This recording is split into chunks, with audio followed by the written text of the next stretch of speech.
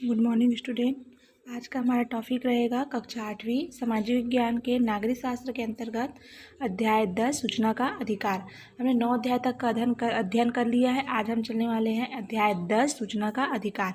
तो चलिए आइए समझते हैं हम कि सूचना का अधिकार अधिनियम होता क्या है। तो देखिए, एक कहानी के रूप में आपको ये मैं समझाने के प्रयास कर रही हूँ। ठीक है, देखिए, एक गांव था किकिरदा ग्राम पंचायत, ठीक है, ने तालाब निर्माण का क्या किया, काम शुरू किया। खुदाई के लिए वहाँ के सरपंच ने गांव की औरतों और आदमियों को मजदूरी में लगाया, ठीक है, वहीं के रहने वाले लोगों को। और उसने महिलाओं को 40 रुपये और पुरुषों को 50 रुपये मजदूरी देने का तय किया। ठीक है, कितना कितना, महिलाओं को 40 रुपये और पुरुषों को 50 रुपये देने का। काम मिलने की खुशी में लोगों ने इस रेट पर काम करना मान लिया और काम में जुट गए। ठीक है, इसी बीच एक बुधिया नाम की एक औरत थी, उसकी भतीजी चंदा पास के कस्बे से छुट्टी मनाने कहाँ आई थी, किकिरदा आई थी। चंदा की आदत हर किसी से पूछताछ कर जानने समझने की थी। ठीक है, एक दिन बुधिया जब मजदूरी लेकर आई तो उसने मजाक में अपनी बुआ से कहा, लाओ मैं पैसे गिन देती हूँ। बुधिया, उसकी बुआ बोलती है, भी कौन कौन से मुँह से बैठे हैं बिटिया, 3 दिन की मजदूरी है, कितना, 120 रुपये, क्योंकि उसको एक दिन का 40 रुपये मिलता था। ठीक है, अब देखिए, उनको गिनना, उसको इनको क्या गिनना। चंदा ने कहा, 3 दिन के सिर्फ 120 रुपये, तो बहुत कम है। फिर उसकी बुआ बोलती है कि बुआ आपको रोज का कितना है। बुधिया ने कहा, अरे आप तो पढ़ी लिखी हैं, क्या इतना हिसाब नहीं लगा सकती कि 40 रुपये रोज का मिलता है, पुरुषों को हमेशा हमसे ज़्यादा 50 रुपये मिलता है। ठीक है, चंदा ने कहा, नहीं बुआ, मैं तो इसलिए कह रही हूँ कि ये तो बहुत कम पैसे मिल रहे हैं। और क्या आपके गाँव वालों को यह नहीं मालूम कि सरकार ने इस तरह के काम के लिए रोजगार गारंटी योजना के अंतर्गत न्यूनतम कम से कम मजदूरी तय कर दी है। इससे कम देना या महिलाओं को पुरुषों से कम देना तो गैर कानूनी है। ये सब मैंने थोड़े दिन पहले अखबार में ही पढ़ा था, पेपर में पढ़ा था।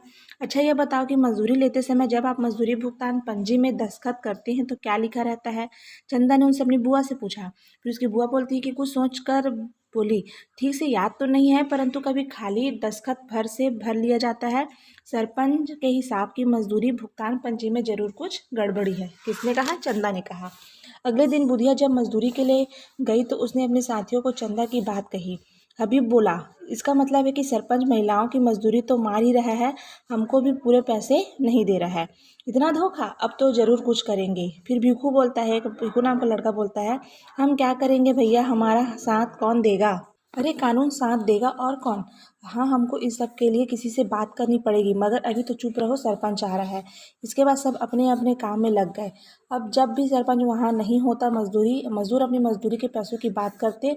सबने मिलकर हबीब को सच बात पता करने के लिए कहा। ठीक है, 2-3 दिन बाद हबीब ने कहा, मैंने सब पता लगा लिया है। शहर में मेरा दोस्त रामू बता रहा था कि हम सूचना के अधिकार के कानून का प्रयोग कर सकते हैं। सरपंच से हम अब तक का कितना काम हुआ, किसको कितनी मजदूरी दी गई, इसकी जानकारी मांग सकते हैं, लेकिन इसके लिए हमको सरपंच पंचायत में आवेदन देना होगा।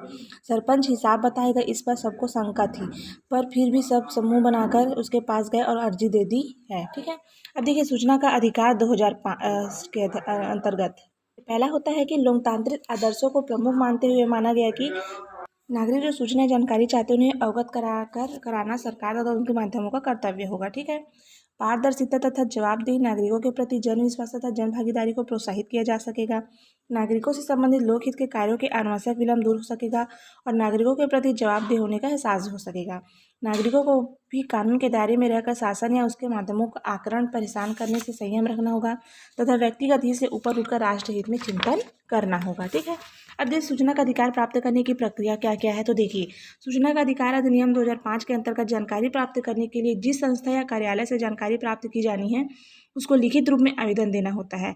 आवेदन के साथ 10 रुपये का शुल्क जमा करना होता है। इस शुल्क की रसीद आवेदक को प्राप्त कर लेनी चाहिए।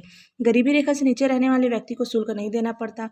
आवेदक के 30 दिन के अंदर चाही गई जानकारी संबंधित कार्यालय द्वारा दी जा सकती है। जानकारी के अंतर्गत यदि किसी प्रकार के कागज या छाया प्रतियां दी जा रही है तो छाया प्रति का शुल्क जमा करना होता है।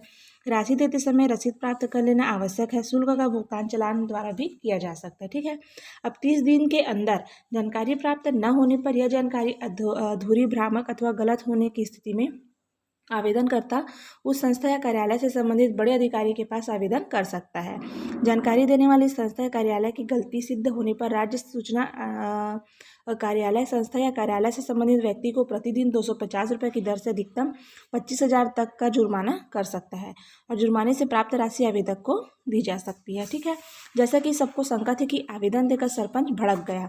उसने कहा, बड़े आए सूचना का अधिकार जानने वाले, मैंने काम किया, इसका तो कोई एहसास नहीं मार रहा हो, एहसान नहीं मार रहा। जो मजदूरी देना तय किया गया था उसे कम पैसे दे रहा हूँ क्या?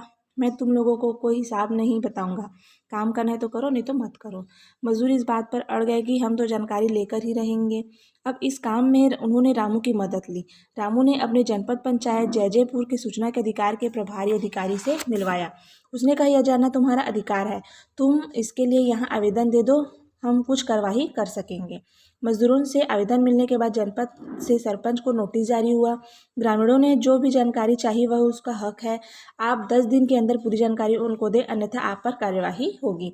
अब तो सरपंच कुछ घबराया और जानकारी मजदूरों को देने से पहले जनपद ऑफिस में गया। उसने मुख्य कार्यपाल अधिकारी को बताया कि हिसाब में कुछ गड़बड़ी हो गई है, आप मजदूरों को थोड़ा समझा दें। मुख्य कार्यपालन अधिकारी ने कहा, मैं गाँव में आकर बात करूँगा। मुख्य कार्यपालन अधिकारी ने गांव जाकर मजदूरों सरपंच को साथ बुलाया। इनमें से सरपंच ने सब जानकारी दिखाई। सीईओ ने एक एक मजदूर को जानकारी देकर पूछा कि इससे क्या गड़बड़ी है। तब मजदूरों ने बताया कि उन्हें कम पैसे मिलते हैं। सरपंच ने कहा, मैंने लालच में आकर हिसाब में थोड़ी गड़बड़ी की है, इसके लिए मैं आपसे सभी से माफ़ी मांगता हूँ। भविष्य में ऐसी गलती कभी नहीं करूँगा। मैं सबका बचा हुआ पैसा देने को तैयार हूँ। इस कार्यपालन ने मजदूरों से कहा, अगर आप सब लोग मान जाते हैं तो आप इसे माफ़ कर देते हैं तो मैं इस पर कोई कार्रवाई नहीं करूँगा। सबने हबीब की ओर देखा। हबीब ने बुधिया, बिशुन और भोला से बात की। सबने कहा, अगर यह गलती मार रहा है और पूरे पैसे भी लौटा रहा है तो हमको इसको माफ़ कर देते हैं। इसके बाद सरपंच ने आदमियों को और औरतों को हर दिन के हिसाब से बची हुई मजदूरी का भुगतान किया। बुधिया ने चंदा को 50 रुपये दिए और कहा, बिटिया तुम इसकी मिठाई खाना, तुम्हारे कारण ये सब इतना फ़ायदा हुआ है। ठीक है, तो ये इसके अंतर्गत आपने समझ लिया होगा कि सूचना का अधिकार अधिनियम क्या है। जो भी हमारा अधिकार है उसे हमें प्राप्त करना क्या है, हमारा अधिकार होता है। जो भी सरकार के द्वारा जो भी कानून बनाई गई है और उसका हम पर लागू होना, इसे हमको क्या कर सकते हैं, हम सूचना का अधिकार अधिनियम के अंतर्गत शामिल कर सकते हैं। तो आज का हमारा टॉपिक था सूचना का अधिकार अधिनियम। आई होप आप सबको समझ आया होगा।